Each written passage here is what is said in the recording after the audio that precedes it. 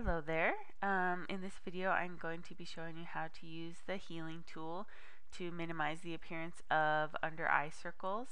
Now everybody has under eye circles and I'm not a big advocate of totally getting rid of them, like for instance like you would see on a fashion magazine, but sometimes people do have them pretty pronounced, so it's nice to be able to kind of minimize them and smooth their appearance a little bit. So first of all, you want to go to your healing tool and you want to adjust your brush so that it's about the size of the under eye circles. And then you need to go to the bottom right into your layer area, and you see right now your background is a locked layer and we want to unlock that, so you just double click on it and hit OK, and now it's a layer instead of a locked background. And you right click on that layer in order to duplicate it. And you can name it whatever you want, but I don't really ever bother naming it, so I just hit OK.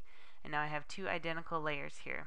Now on the top layer we're going to use the cloning tool to actually completely get rid of those under eye circles.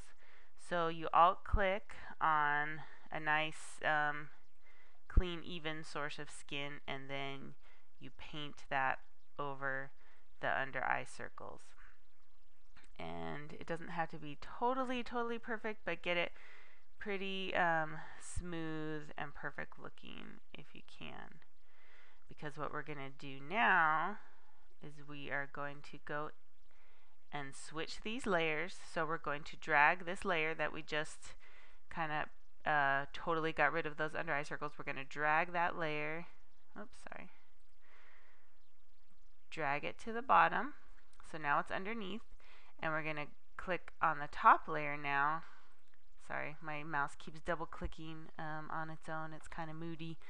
We're going to go to the top layer here and take our eraser tool, and I usually set the opacity about 40%, but maybe do it for 30% this time. I want to make it a little bit bigger. So what we're going to do is we're going to start erasing bit by bit this top layer to show the perfected layer a little bit underneath. So you do it once and it shows it a little bit. Since we're not at 100% opacity, we're only at 30% opacity, every time you do it, it's going to show a little bit more and more of the underlying layer.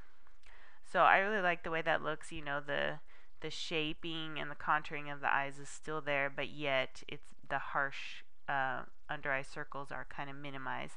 So you can see if you undo the bottom layer, you can see how we sort of we're erasing the top layer, and it's not completely erased, but it's just somewhat erased. See, that would be the totally perfect layer on the bottom just showing, and now we have a little bit of the natural eye shape showing through. So I think that looks good. I would leave it at that. So in order to merge these two layers, then you right click on the bottom layer and flatten image, and there you go. There you have your finished image. You can see this is what it looked like before with the kind of more severe under eye circles, and this is what it looks like after. Still not too perfect and unnatural looking, but kind of minimized and smoothed over. And I just want to tell you, this is not the only way of minimizing under eye circles, and I don't even claim that it's maybe the best way to do it, but this is just the way that I do it that works for me, and if you would like to use it and it works for you, that would be great.